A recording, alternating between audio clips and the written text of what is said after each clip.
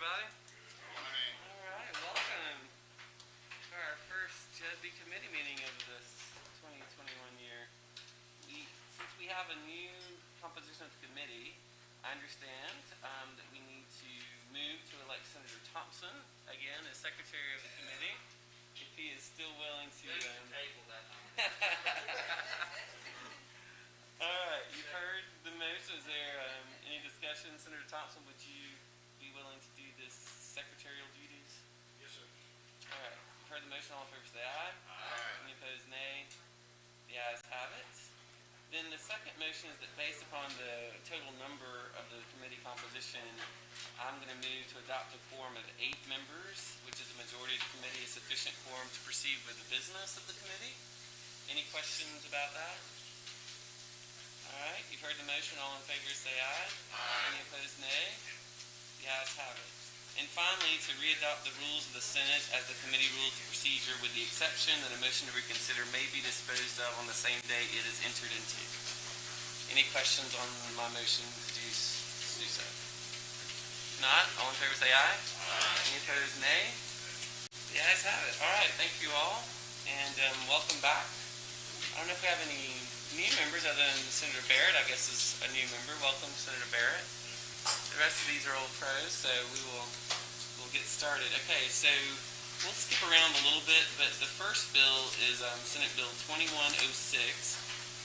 About 3 of these are repeats from last session, so most of y'all have probably heard the explanations and remember from last year. But 2106 deals with adding to what was already existing as far as the officers using uniforms and official weapons, which is already law. It adds the official vehicle as well. So basically, I'll just go through. It's a fairly short bill. So starting around lines 11 and 12, it's talking about certified law enforcement officers or certified part-time law enforcement officers who are employed by a county or municipality may wear the official uniform, which is already state law, and may utilize the official firearm, also current state law. And then the additional part with the underline here is and the official vehicle issued by the employing jurisdiction while in the performance of private security duties and off-duty hours. The governing authority of the municipality must approve of such use of said uniform, official weapon, and vehicle by municipal law enforcement officers by act spread upon the minutes of such board and approved by the chief executive. The sheriff of the county must approve such use of the uniform, official weapon, and vehicle by deputy sheriffs, and that approval shall be on an employee-by-employee basis and not simply a general order that anybody can do this. So it's very specific.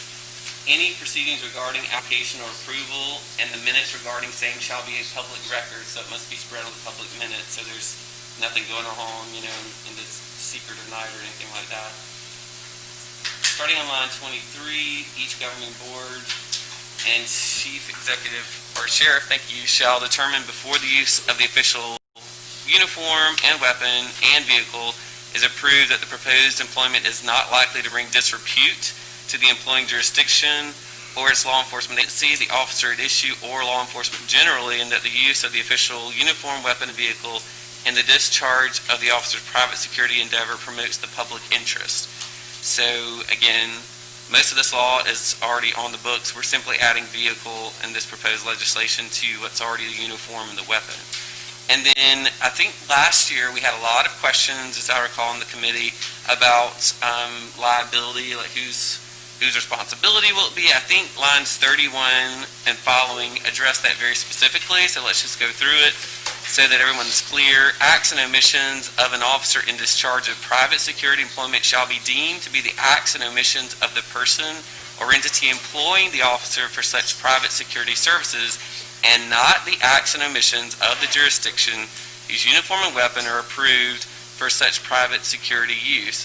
An employer employing the officer for private security services shall hold harmless the jurisdiction by which the officer is employed and fully indemnify the jurisdiction for any expense or loss, including attorney's fees, which results from any action taken against the jurisdiction arising out of the acts or omissions of the officer in discharge of private security services while wearing the official uniform or using the official weapon or vehicle. Neither the state nor any subdivision thereof shall be liable for acts or omissions of an officer in the discharge of the private security employment duties. So to me, I think that answers the question as to who is liable and who is not. But if you want to talk about it some more, we can. Then number 4, there was really nothing added. And then subsection 5, the official uniform, weapon, and vehicle may be worn and utilized only at locations which are located within the jurisdiction of the governmental entity whose uniform, weapon, and vehicle are involved. So if it's a county sheriff's department, it's got to be in that county where the deputy is acting, or in the municipality, the same, it must be in the municipality. So that is the explanation of the bill, 2106. I'm happy to take any questions or hear any comments. Senator Simmons. Thank you, Mr. Chairman. A great explanation of the bill, and I do remember from last year, and the part that you read, starting at lines 31. Yes, sir.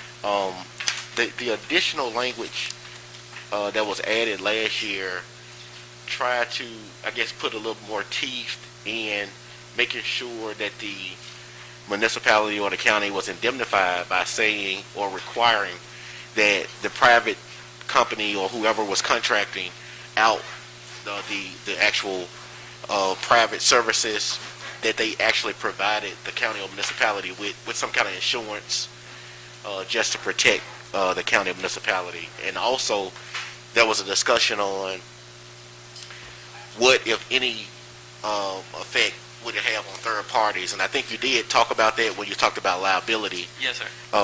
And so I guess the concern is the language that you read starting at line 31 certainly makes it clear that a municipality or a county should not be liable. Correct.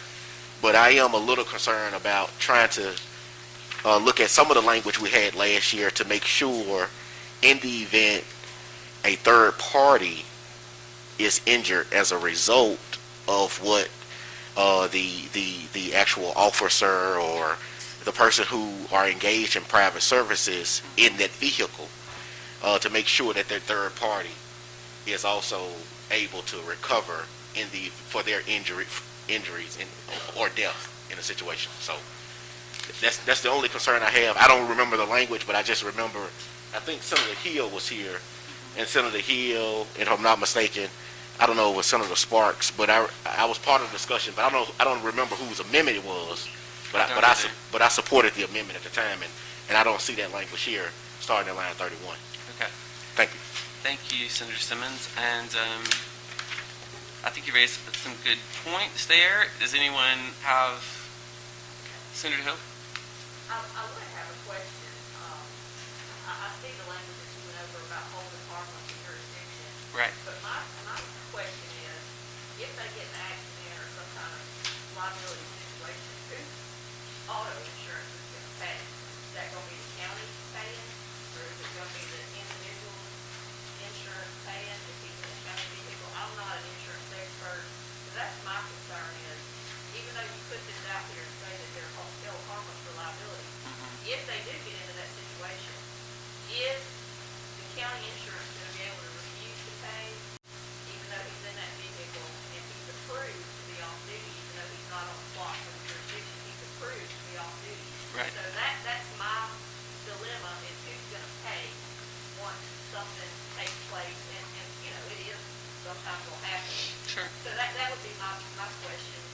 Is that individual going to be, sued if he needs some kind of liability policy for himself to do this? And another concern I would have is, we're now using a very expensive government resource for somebody to go moonlight, and that's basically what it is. And I think when we did MDOT, trying to get them some ways to have law enforcement out there on the roadways, I had a proposal that basically said that the contractor would actually contract, the entity would actually contract with the agency and let that person be on duty and be a full-fledged officer, and then reimburse them for whatever whatever cost it was for that officer to be able to do that. That way they're covered, and they're basically working for that jurisdiction. They have all their law enforcement duties that they can do, and I'm just wondering if that's not a better way to approach this than letting them come out here and moonlight with a government resource and not be exactly sure whose insurance is going to cover it when they get into a situation. I don't have the answers. Right. That's just my concern. Well, one thought I had was that, of course, this is not required either. It's up to each chief of police or each sheriff if she or he wants to allow this to happen, and they could each certainly require whatever indemnity liability insurance or any of those sorts of things to be in place before they would agree to allow their officers to do this. So that's certainly one check and one protection that the municipalities and or counties would have. But I'm open if y'all want to add additional language into this bill. It's the will of the committee. What y'all want to do. Senator Simmons, do you have some proposed language that you would like to put into this? I do, Mr. Chairman, but I need help with drafting. Sure. Ethan, I guess I just want to say that any event, in addition to it being approved by the governing body, that indemnity insurance is provided to the governing body as part of the approval process, I guess, so that we are clear that the taxpayers will not be responsible for any acts or omission of that private security company or by the employing entity or whatever you're talking about. Yeah. I understand. Do you have that? All right. So this is Senator Simmons' amendment. Do y'all have questions for Senator Simmons on his amendment? Mr. Chairman, I have a question. Yes, sir. Senator Thomas. Okay. Thank you, Mr. Chairman. Senator Simmons, would it be a limit on that amount? On the amount, to just say they only had $100,000 worth of liability? Okay, I think we need to. That's a great question. Make sure when this is drafted that it's enough to cover, because we've got a lot of smaller municipalities and counties that don't have the resources. And if something did happen, it would be devastating. Sure. That's a great question, Senator Thomas. Mr. Chairman, would you like to amend your amendment? I'd like to amend my amendment You're correct. and say, I don't know, a 50-100 policy. I mean, I guess certainly at least what the minimum is under the law. But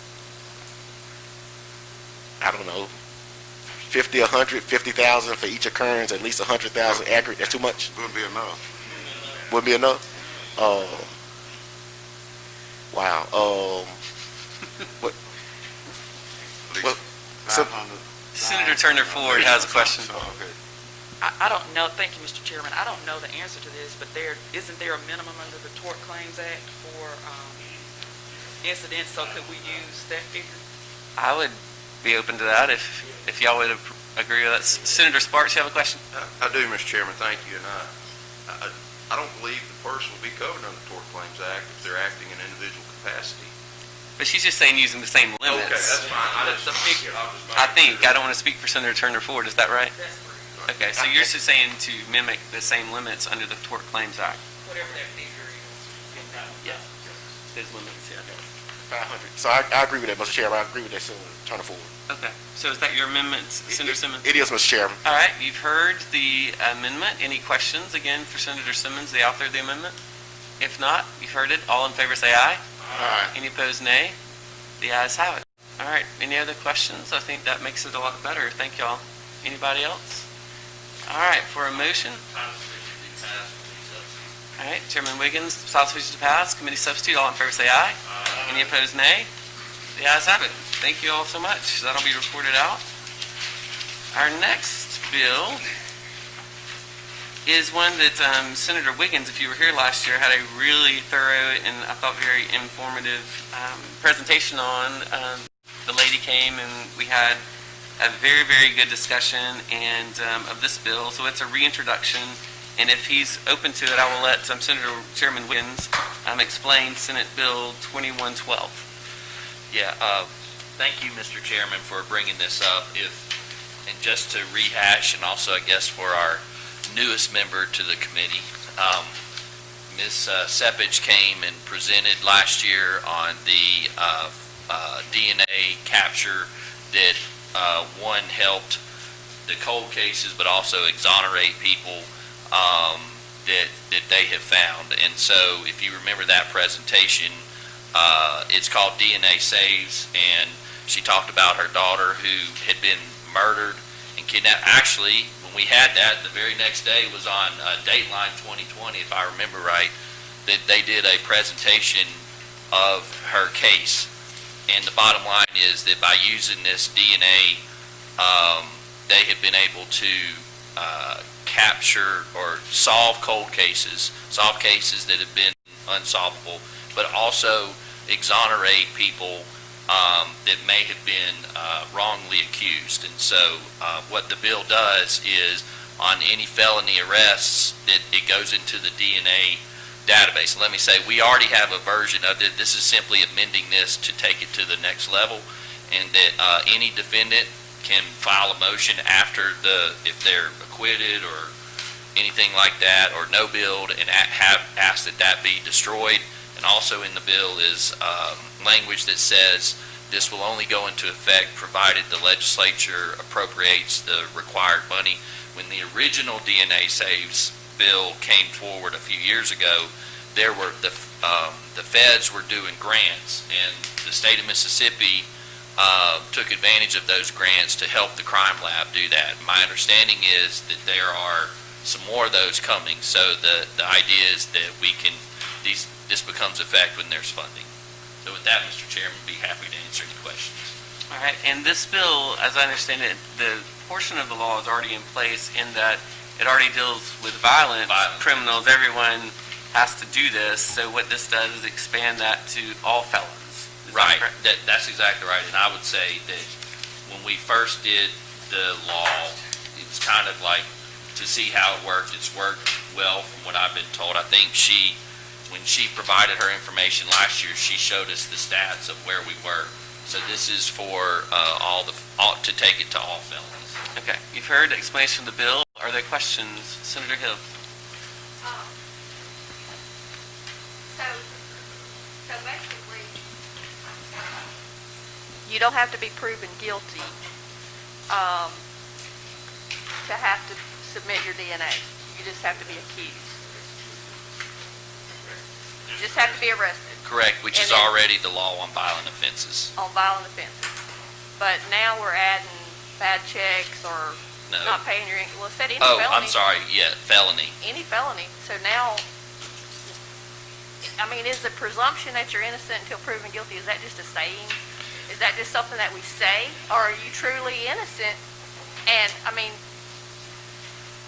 it seems to me like it's just going farther and farther and farther Well, with, if I may respond on that.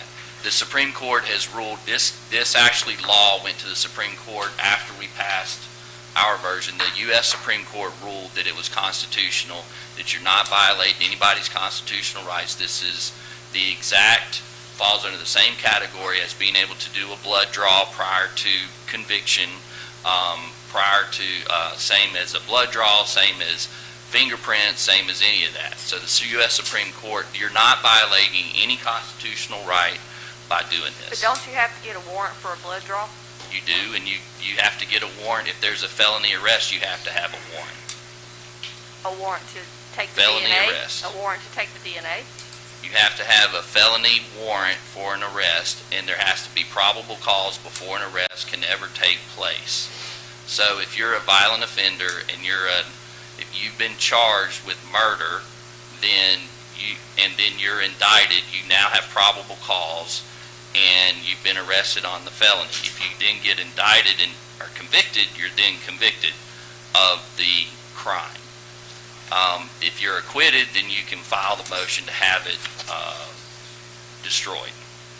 And this is there's 30-something other states that are doing this. Well, 30-something other states might be doing it, but, and the Supreme Court might say it's constitutional, but to me, everything that our judicial system is supposedly founded on, one boiling the frog, one little bit at a time. Now we're going to take DNA for somebody writing a, felony bad check. That's just my thoughts on it.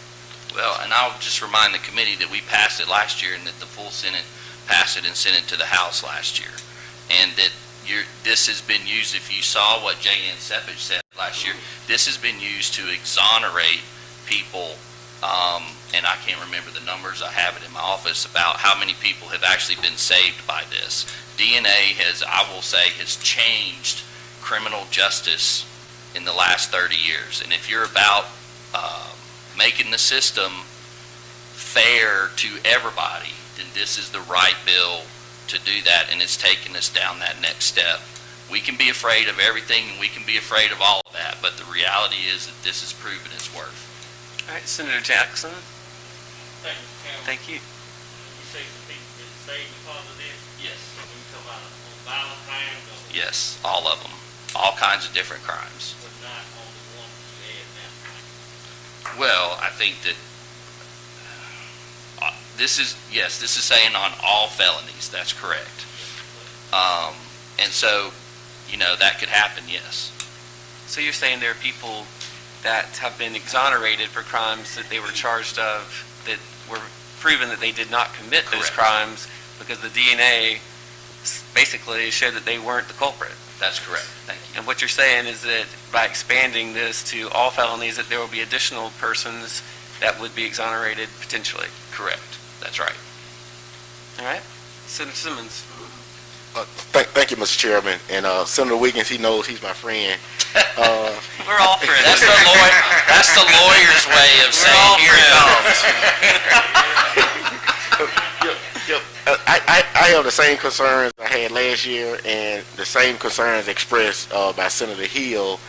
Felony worthless check is a felony. Possession of heroin is a possession of meth. The list goes on, and I certainly could see in violent felonies where a person is charged with murder or aggravated assault, and there's a need for the prosecutor to get the DNA of the actual accused. And when you do that, it goes through a whole process. As Senator Wiggins knows, you go into a circuit court judge, you're getting an order for DNA sample, it's signed. The sheriff's department will go out if the person is in custody and will extract the DNA pursuant to that order by a judge.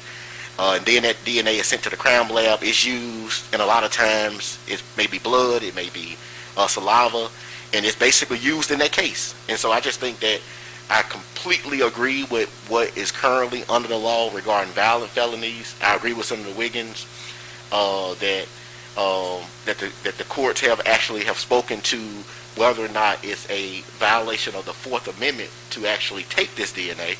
The courts have in fact spoken to those as it relates to violent felonies.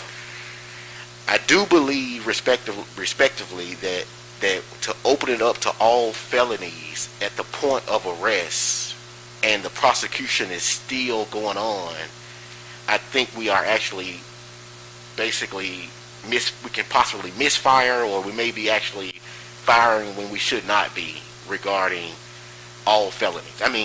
You could there's felony malicious mischief. There's felony fleeing, leaving the scene of. There's felony leaving the scene of an accident. I'm saying there are so many felonies under Title 97 that we are opening this up to, and I think I respectfully, I just think there's an infringement of the Fourth Amendment when it's not a violent felony and it's not something that is need for the prosecution of that particular crime. So I just don't think you should be taking DNA from people in a felony worthless check case. So that's just my concern. Yes, Senator So Wiggins. to clear it up, the U.S. Supreme Court has ruled that this law is not a violation of the Fourth Amendment. It went up from the New Mexico, I can't remember the name, but it's been ruled not a violation. It's in the same vein as blood alcohol, fingerprints, all of that. And in response, I'll remind everybody when she was presenting, the purpose of this legislation is to capture those cases where a crime has been committed and to exonerate. And the reality is, my defense attorney friends, my prosecutor friends, you know that if somebody has charged a bad check or something like that, that can lead to something else. Okay, that they may have, if it's if it's a burglary case, I'm sorry, if it's a burglary case, they're burglarizing because they have a drug addiction, okay, and they have a drug case. These things are connected, and so the idea is that you're not hamstringing them. It's a investigation tool. So if you get arrested on, let's just say grand larceny, okay, and they pull your DNA, okay, they may find out that your actually DNA is in a murder somewhere else. If you, and I'll, crime stories are big now. If you actually watch the serial killer one from the Green River Killer in California, guess what? He was trespassing and burglarizing people's houses, and then he led to murdering. And what if they had found the DNA, which by the way they did do that, they went back and reversed DNA, put it together, and they had shown that he had actually been burglarizing, didn't even commit a violent felony, burglarized, and it was his DNA. So if you get arrested on like a burglary, it can lead you to something that person's been doing.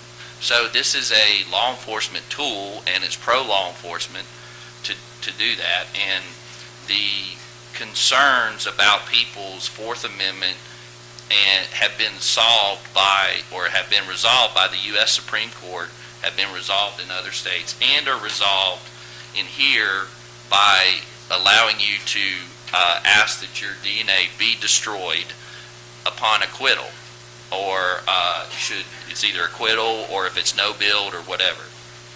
So I think those concerns are unfounded. Senator Turner Ford had a question. Thank you, Mr. Chairman. Senator Wiggins mentioned that there are about 30 states that have this law. A version of it, yes. And so, is it all felonies in these other states, or is it a Different states have different ones. Some have it like we currently have it. Others have it like this bill is here. If you go on the DNA Saves website, if you remember Ms. Sepich from last year, she provided all that information. So it does differ from state to state, but there is a version. I think it's something like 30-some states. And actually, since we first passed our law, I think another 4 or 5 states have come on board with this. And when we passed this, it was last year? No, we passed the original version, I think 2013 or 14, and then this bill passed this committee and this chamber last year. And my question is, how did it get to, the limit or restriction to violent felonies? Did that occur in committee, or was that as the bill was introduced? The first time, that was the original introduction of the law back in 2014. And then my last question is, you mentioned, and I think it's over on page 2, that an individual can apply for an expungement. What is it that's being destroyed? Is it just the result, the sample? The sample and the DNA, and you're ordering the crime lab to destroy all of that. Line 25. Destroy the sample and delete from the database all records thereof. Thank you. Senator Suber, I'm sorry, I couldn't see you over there. That's fine. Thank you, Mr. Chairman. Senator Wiggins, are you proposing any additional funding for the crime lab? Line 64 says none of this will come into effect until there's a funding either by the legislature. So if we don't have funding, then it doesn't go into effect. And as I said, when the first version of this bill got passed, there were the DOJ and the feds had provided grants, which the Mississippi took advantage of. My understanding is there's going to be other grants as well. You know, I know most people in here do a lot of criminal work or dealt with it somewhat, but you know, I know the crime lab is very, very backed up now. I mean, we're spending 5-6 months or longer waiting on results from, you know, a DUI arrest or, kind of drug charges. It's just going to cause a bigger backlog with the crime lab. And I understand, your language here about funding, but I didn't know if you were requesting any additional funding at this time. Well, considering that I handle the DPS budget, you can bet I do. And I've had that conversation with the director of the crime lab, I've heard, and I will call it an excuse, because it's an excuse because, one, we've dealt with trying to get the crime lab where it needs to be, and I've worked on that. But this is about solving crimes and also about exonerating people, and there will be funding coming from the feds. There has been funding coming from the feds, and when we get our crime lab funded at the proper levels, we shouldn't let that stand in the way of justice. Thank you. All right, I think Senator Barnett had a question first. Thank you, Mr. Chairman. Chairman Williams, I'm not a lawyer by no means, but someone may have already asked this question in one of those lawyer type ways that I didn't understand. But are you saying that these individuals would have to submit or would have to give up a blood sample up on arrest? Yes. Is that what the language is saying? Yes, which is already the law for violent offenses. Now, would you be open for an amendment that acts that up on conviction? No, sorry, because we had a law before this one was passed. Okay, the law was conviction. So we went to arrest, and it's proven effective. So that would only be taking us back to where we once were. Okay, thank you, Chairman. All right, Senator Simmons, I think, had a question. My question followed Senator Suber's question regarding the funding, Mr. Chairman, and it's to Senator Wiggins. And I understand the language funding at the state level, but also does the bill speak to any funding at the local level? Because how they do it now, once you get the court order, the sheriff's department will work it out with a nurse, and the nurse will go out to the jail or to extract the DNA. But if upon every arrest in the county, you are basically extracting DNA, I guess my question is, who pays for that at the local level? Would it be a nurse that is hired by the county, an additional nurse, or because the deputies don't do it. It's actually a nurse that they actually will pull in, and the deputy will go with the nurse to extract it right now in violent cases. So that's My understanding, there's a process already involved. So again, this law's been in effect for at least 4 or 5 years. Okay, there's already a process involved. Okay, the county on any cases, is my understanding, is the one who pays for it, is responsible for doing that. And they have a budget that comes out that they budget for investigations and things like that. So it's worked into their budget to do that. Then the grants that come forward or state funding goes to help the crime lab in doing the analysis and paying for that. So I guess to specifically say, no, there's no additional burden on your local jurisdictions. There was not, when we passed the law to violent offenses arrest, didn't hear anything from any local jurisdiction that was an additional cost on them. Just one last follow-up question to that, Mr. Chairman. Sure. Can we get the number of felonies per county and also segregate those by violent felonies and also total felonies? Because then we'll get some kind of idea on what the impact would be on a county-by-county basis. Like if my county has had 10 violent felonies in 1 year, but the total felonies are 50, then the potential impact to my county will be 40 felonies in doing this. So if we can get that information so we can see it on a county-by-county basis. Thank you. Senator Thomas had a question. Mr. Chairman, on the expungements, can you real briefly on the process, would the individual have to request that, or would that be automatic? With expungement, there's going to be some cost.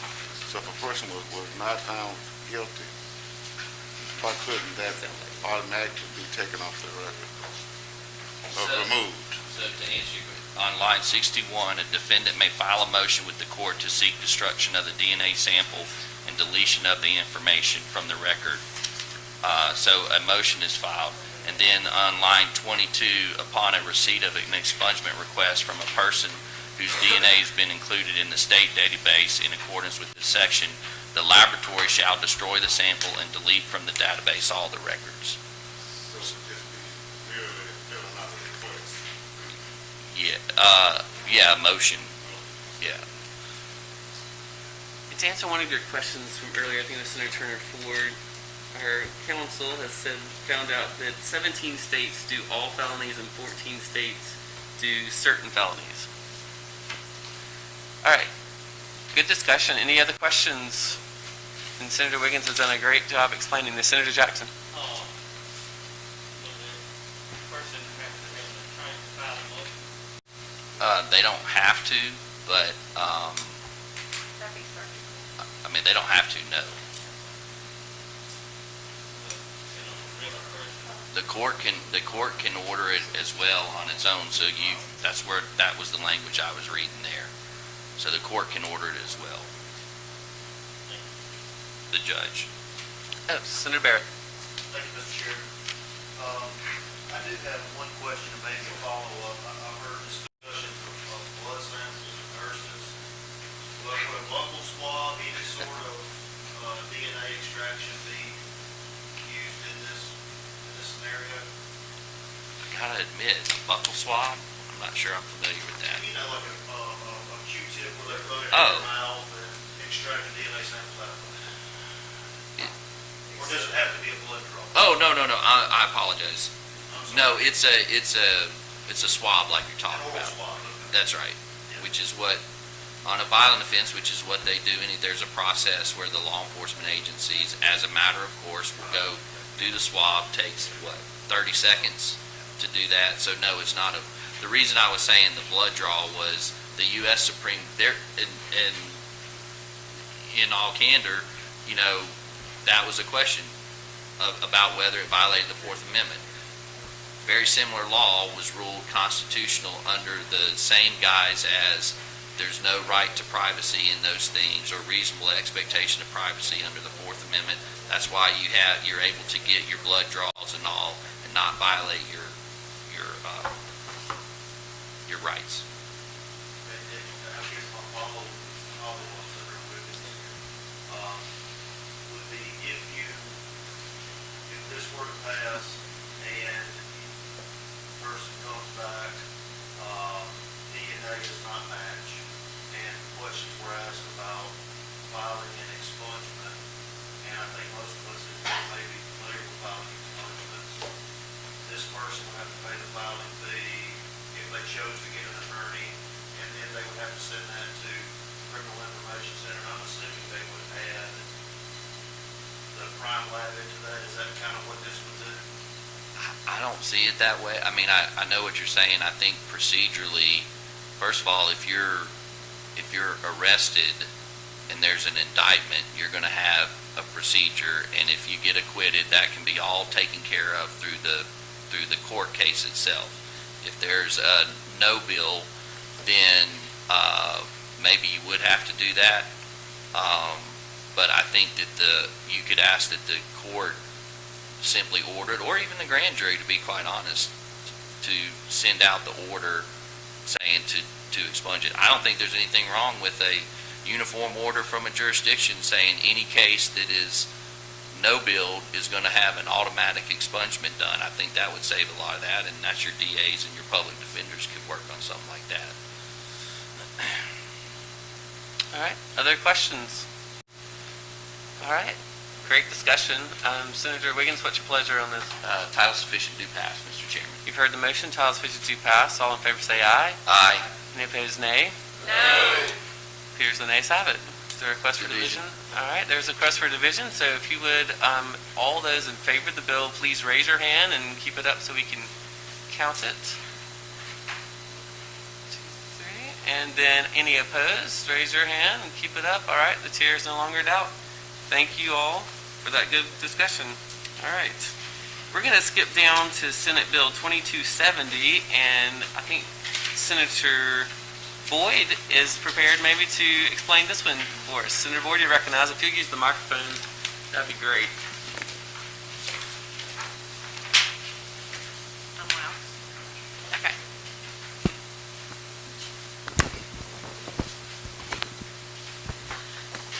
Thank you for letting me come before the committee today on this bill.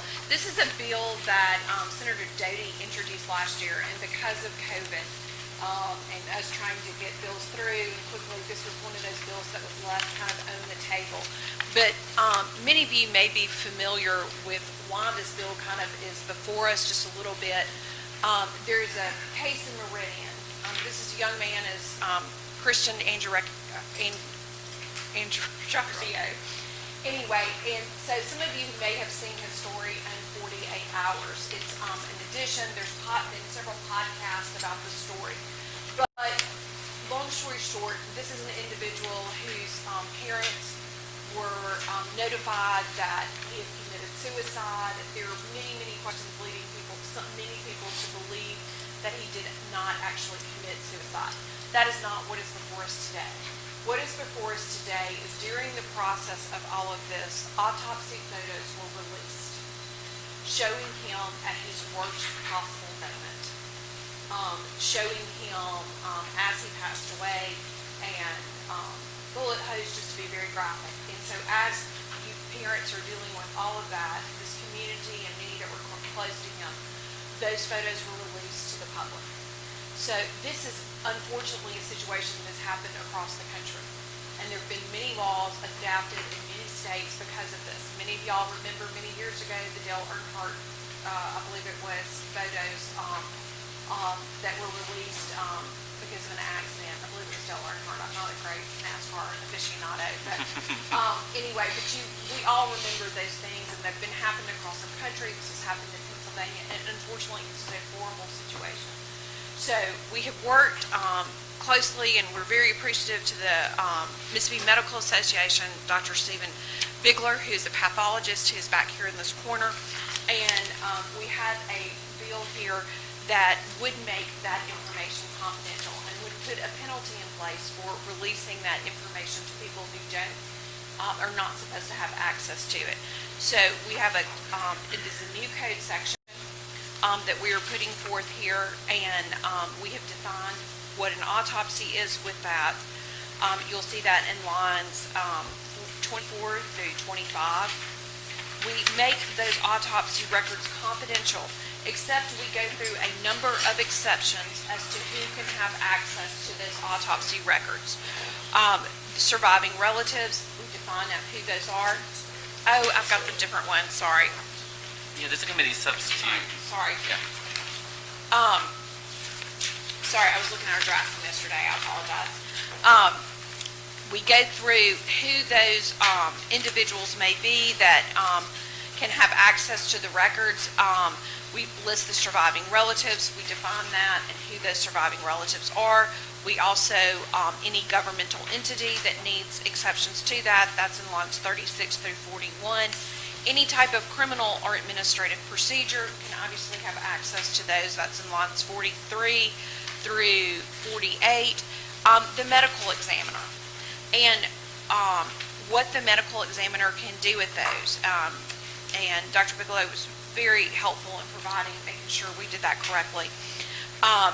Additionally, then we also allow it for educational purposes and retracting then, therefore identifying information about that, and when possible on that, redacting any type of identifying features with that. We also list the court, upon showing what good cause is, notice procedures that will be given to the families in that, and how they will proceed with that. And then we put a penalty in here for those who have access to these photos when we are at our most vulnerable time. And we put a penalty in here for those that were to release that information. So anyway, that is basically, I've kind of quickly gone through this bill with you, but do y'all have questions on that? Great explanations. Questions for Senator Boyd? Senator Simmons. Thank you, Mr. Chairman. Senator Boyd, Yes. who were the photos or the autopsy information? Who was it released by? By whom? Well, there's litigation pending on that, and there's a lot of he said, she said on that information right now. those of which I am not about to opine myself on that. But, there's actually multiple pieces of litigation going on with that right now. And so, I mean, you can just imagine, though, this family, I talked to Ms. Andrea, Ray, and I can't imagine going through this process and being a parent and having that put out there about your child, Christian. So this is a young man, 21 years old, in the prime of his life, and this horrible thing happens. And then not only do you have to go through that, you're going through the process of trying to make sure that there's justice done in this case. And then to have that put out to your friends, your neighbors, your family, I think it has been, it would seem to be more than most people could bear. So. And you do have language where criminal proceedings are in fact exempt. Absolutely. And we've gone through this to make sure that Dr. Bigler has looked at this, and we've gone through this to make sure that anyone who needs access to this can have access to this. But most of us don't need access to that, and that's what we protected here. Yeah, I just know in criminal proceedings, whether it's the Attorney General who's representing the state or one of our 20 district attorneys who's representing the state, certainly they are governed by rules of professional conduct, rules of ethics, rules of professional criminal procedure, rules of evidence, and I just know certainly our DAs and our Attorney Generals and certainly criminal defense lawyers would not violate disclosing this stuff to the public. I don't think I don't know I really don't want to get into the nuances of that case because since there is ongoing litigation, I don't think they are the ones accused of leaking the information. Okay. Thank you. Senator Turner Ford. Thank you, Mr. Chairman. I just want to make sure I understand who this applies to. Okay. Because when I hear autopsy, I'm thinking the body has been sent to a lab and there's a scientific test. The medical examiner, who is that? The medical examiner is, Isn't it the coroner? it would be the coroner. So when you're referring to photos and video, we're actually talking about photos that have been taken at the scene. We are talking about photos that could be taken we are talking about photos that are taken at the scene. I don't believe in this instance, though, we are talking, in this particular case where this happened, we were talking about photos that were taken at the scene. So the deal is drafted actually applies to coroners and those Yes, ma'am. employees on the local Of an autopsy. Yes, ma'am. of an for an autopsy. Of an autopsy. That's what the definition is, Yes. is line 24 and 25. And the medical examiner applies to the state medical examiner's office and any county coroners. Great question. All right. Other questions? All right. Senator Boyd, great explanation for a motion. Oh. House 52 passed, Senator England. Thank you. You need to be on this committee. Okay. Committee stuff. All in favor say aye. Any opposed, nay. The ayes have it. We want to thank the Mississippi Medical Association. They're represented back there, and we appreciate y'all's support. And our pathologists and presidents, I think, of the Mississippi Pathologist Association. We thank y'all for your help on this. All right, we are down to 9:48, so we're probably not going to be able to get all the way through our last bill, which is Senate Bill 2121. I would like, though, for y'all to give this some thought. This one is a repeat from last year as well, and it, I guess, could be a little controversial, but it's basically dealing with what we refer to as revenge porn, or basically putting intimate materials out onto the internet or in some public forum, typically by angry ex-spouse or an angry ex-girlfriend or boyfriend, things of that nature. And I think it's an important bill. I would like, if you would, our Vice Chairman, Senator England, if he will kind of dig down into this, and if any of y'all, as you're reading this, have questions, concerns, thoughts about how to make it better. I know Senator Doty, former Senator Doty, was a big proponent and champion of this. I spoke with her yesterday. I think she's got a lot of information she's gathered from around the country. She worked with some experts from Florida and Texas on drafting this legislation. So we also have an amendment to it that we are going to look at if we take this up, putting into from some of our friends who've looked over this, basically indemnifying the internet provider to make sure that they are not sued because someone tried to put something on their platform without their knowledge. So those are some of the issues, Senator England, if you will kind of look into and spearhead that, and once you're ready to, if you do get ready to bring this before the committee, let us know. And if any of you members have thoughts, concerns, questions, if you'll please share those with Senator England, because I love our healthy discussion in here. I'd rather have it in here than be surprised on the floor and then have a big melee on the floor. So you're encouraged and thanked for bringing your passion to the table here, and we appreciate that. And I do want to thank Senator Wiggins. He did a great job presenting that bill earlier, and I'm glad that you all looked into it. I'm just curious what happened between last year and this year. It's interesting. That is interesting. All right. For a motion, rise and report. All right. All in favor? Thank you.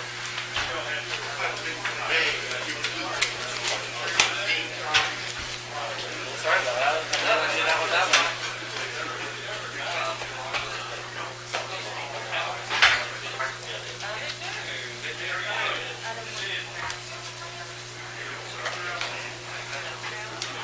We'll let him know. Okay. This is your